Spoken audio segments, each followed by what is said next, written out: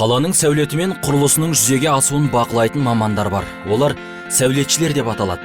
Елді мекендердегі тұрғын үйлер, түрлі еңселі ғимараттар, өнеркәсіптік кешендердің барлығын сол сәулетшілер жобалайды. Міне сондай жауапты саланың бірі саналатын Алматы қаласы сәулет және құрылыс басқармасының қаламыздың көркіне көрік қосуына үлес қосып келе жатқанына ғасырға жуық уақыт болып қалған екен. Биыл біздің басқармаға 80 жыл болды құрылғанына. Сол кеңес дәуірінде Совет үкіметі кезінде 37 жылы 1937 жылы осы ол кезде басқаша аталған, осы біздің басқарма құрылған. Сол жылдан бері енді негізінен кез келген елді мекен, кез келген қала, ауыл осы жоспарға байланысты даму керек, салыну керек. Сондықтан қалалардың, ауылдардың дамуында ең басында осы біз сияқты басқармалар тұру керек. Бұл және сәулет және қаржылық құрылысы деп.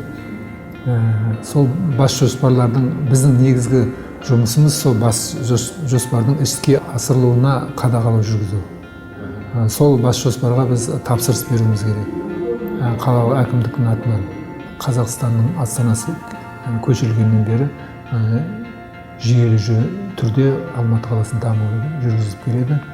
Осы уақытқа дейін жеткен жетістіктердің бәрі сол сәулетшілердің, құрылысшылардың, негізінен сол үкіметтің еңбектерінің нәтижесі деп білуге болады. Алматы осы уақытқа дейін арман қуған жастардың, білім мен ғылымның қаласы болып келді. Бұдан кейін де ол солай болып қала берер анық. Өйткені бұл қалада ойы мен өресі ұштасатын, танымы мен талғамы сәйкесетін, білімді сәулетшілердің басын қосқан, жобалауда алдына жан салмайтын, тарихы тереңнен бастау болатын сәулет және құрылыс басқармасы бар. Біздің басқарманың жұмысы да сол Алматы қаласының дамуын ары қарай жалғастыру. Оның үстіне өздеріңіз білесіз, соңғы жылдары Алматы қаласының аумағы 2 есеге өсті. Бұрын 34 мың гектар болатын болса, қазір 70 мың гектарға жетті Алматы қаласының аумағы. Біздің басқарманың және қала әкімдігінің саясаты осы Алматы қаласының аумағындағы барлық аумақты бір келкі деңгейде даму үстіне жүргізіп отыру. Қаланың дамуының ең басты құжаты сол қаланың бас жоспары деп. Одан кейінгі тағы бір құжат, ол сол бас жоспарға сәйкес құрылыстарды салу үшін бірінші сәулет жоспарлар тапсырмасын алу керек әр құрылыс салушы. Ол құжатта осы біздің басқармада беріледі. Ол үшін бізде бір үлкен бөлім бар.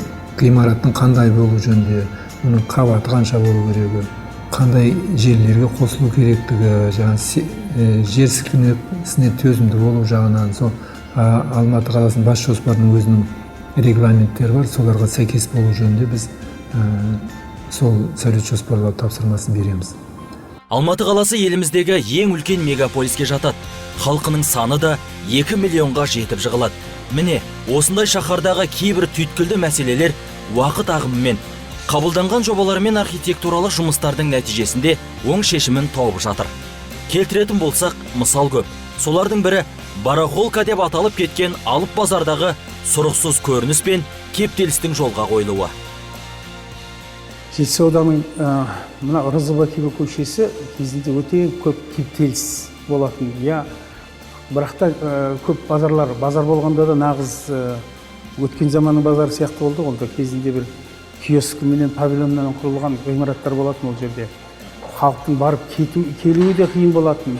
Өз жерлерінде толға антисанитария дейміз ғой. Сол жағынан болсын.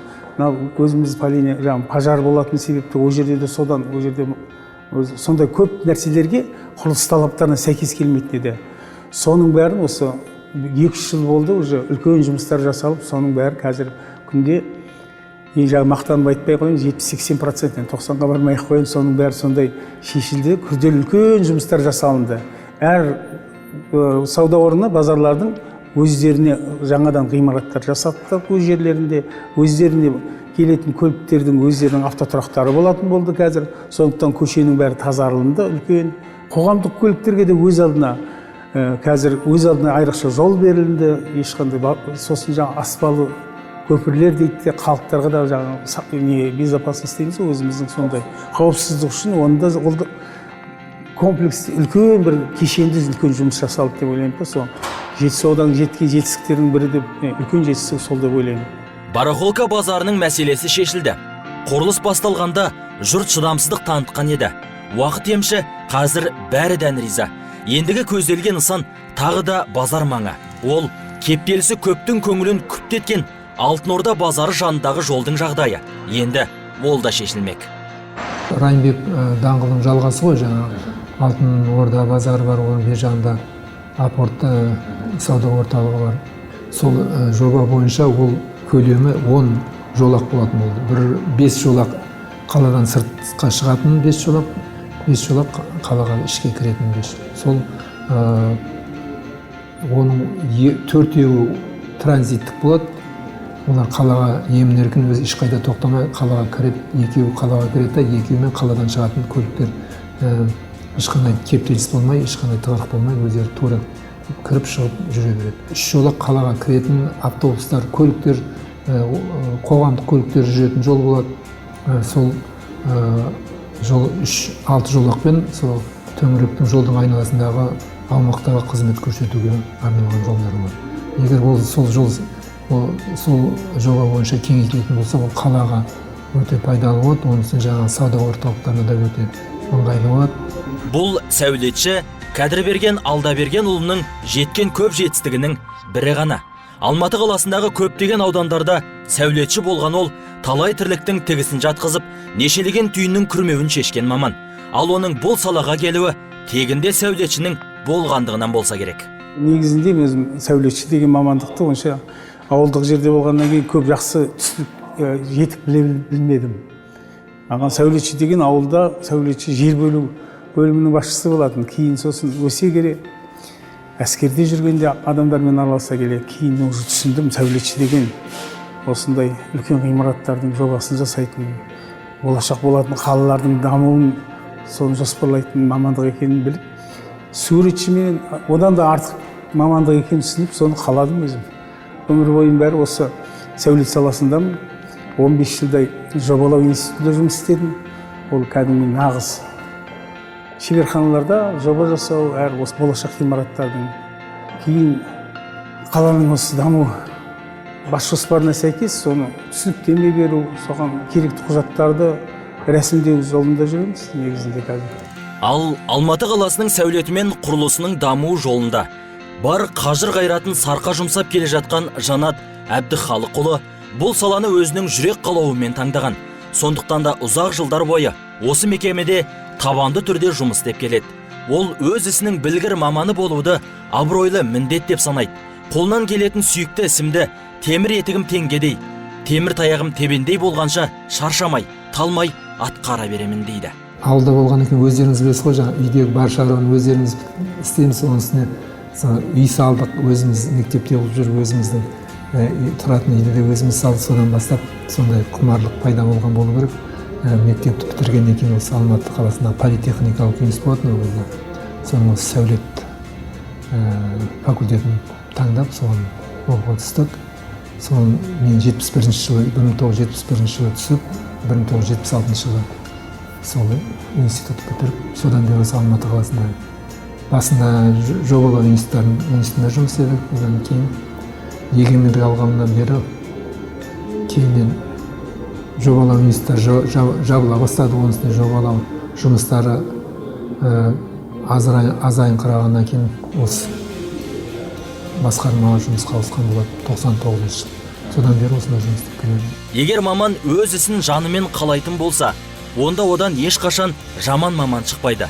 Ал өз ісін сүйетін адамды білсем, көрсем, істесем деген қызығушылық қасиеті жетілдіре түседі. Бұл адамға берілген Алланың үлкен мүмкіндігі. Міне, сол мүмкіндікті дұрыс пайдалана білу әр адамның емес, нағыз ер адамның қолынан келеді. Ал өзінің қолынан келетінін дәлелдеп жүрген мамандардың бірі осы сәулетшілер. Мынау Әл-Фараби даңғылы, мынау біздің Есентай өзеніміз, мынау шаңғы трамплині, мына жерде жаңа қазіргі Есентай бизнес орталығы. Осы Әл-Фарабиден жоғары қарай мына біздің қазіргі айтып отқан қалашығымыз салынып жатыр. Бұл жерде мына аумағы тұрғын үйлер болады, мына аумағы бизнес орталықтар болады, сауда орталықтар болады, әртүрлі ғимараттар болады, уже кеңсе ғимараттары болады, бизнес орталықтар болады, сауда орталықтары болады. Сондай үлкен қалашық салына бастады. Бұның жобасы бізде Алматы қаласының қала құрылыс кеңесінде өтті. Ол соның мақұлдауын алды. Бұл әрине бұл құрылыста біздің осы Әл-Фараби даңғылының бойындағы аумақтың ерекше бір көрінісін кейін көрсететін болады. Бұл жоба әрине үлкен жоба. Бұл салынуына бір 4-5 жыл кетеді. Біз осы әр ауданда, қай ауданда нысандар салынады, сол ауданның сәулетшілері сол өз аудандағы ғимараттардың жобаларына өздерінің үлестерін қосып отырады. Осы қазір менің қасымда Бостандық ауданы, Жетісу ауданы, Наурызбай ауданы, Түрксіб ауданының сәулетшілері отыр. Олар әрқайсысы өз ауданындағы құрылыстардың жобаларын, рұқсат қағаздарын дайындайтын мамандар.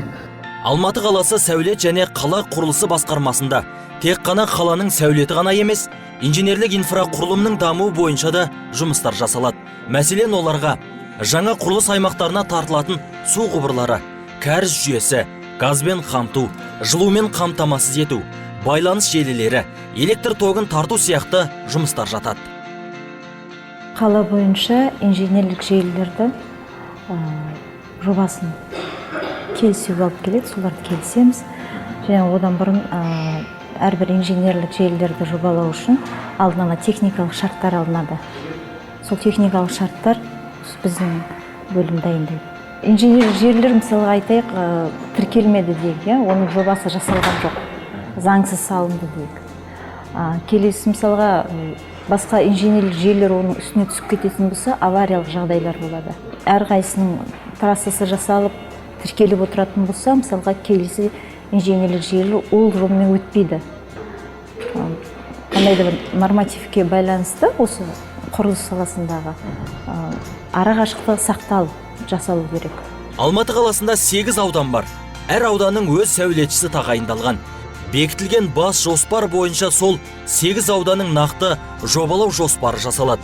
Ол жоспар болса, сол ауданның дамуына байланысты қажеттіліктерді өтеу үшін жұмыс жасайды. Осы жаңа жылдан бастап қазір Жетісу ауданының сәулетшісін, оған дейін 7 жыл Медеу ауданының сәулет бөлімін басқардым. Енді сол негізіндегі соңғы жұмыстарым сол Медеу ауданының дамуында көп жұмыстарға араластым. Енді қазір жаңа жылдан бастап ауысып келген мына Жетісу ауданы. Бұл ертеректе істелінген нақты жобалау жоспары.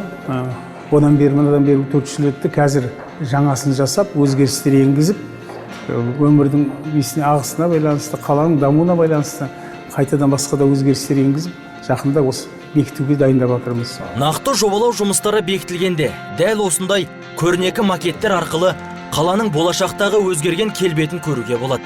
Қай жерде не орналасқанын, көшелер мен кеңселердің қайда орын тепкеніне дейін барлығы айқын көрініп тұрады. Ал осындай қаланың келешегі үшін аянбай жұмыс істеп, ертеңгі болашақ үшін күресіп жүрген жандардың еңбегі қашан да бағалауға тұрарлық. Сәулетшінің еңбегі 1000 жылдық тарих болып қала бермек.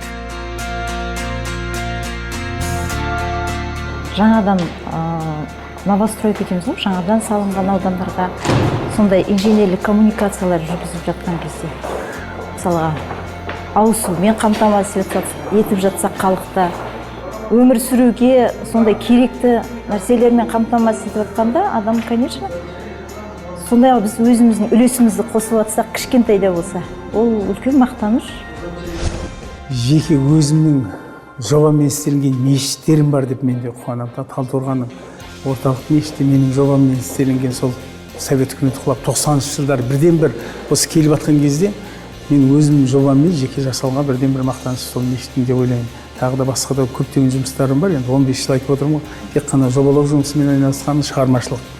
Сондықтан өзімнің мамандығымды өте жоғары санаймын, мақтанамын. Осы Құдай Алла тағала маған осындай салаға жіберіп, соны қабылдап алғаныма. Әрине бұл мамандықта істеп жүрген адамдардың барлығы бұл мамандықты мақтан тұтады, өйткені бұл өте бейбіт мамандық, халыққа, адам затқа өте керек мамандық. өздеріңіз біліп отырсыз, оның үстіне ерекше атап өтетін Астана қаласы сәулетін бой түзеді. Бүкіл дүниежүзі оған таңғалып отырсыз. Осыншама қысқа уақытта сондай қаланың жер бетінде пайда болған. Әрине мақтан тұтамыз.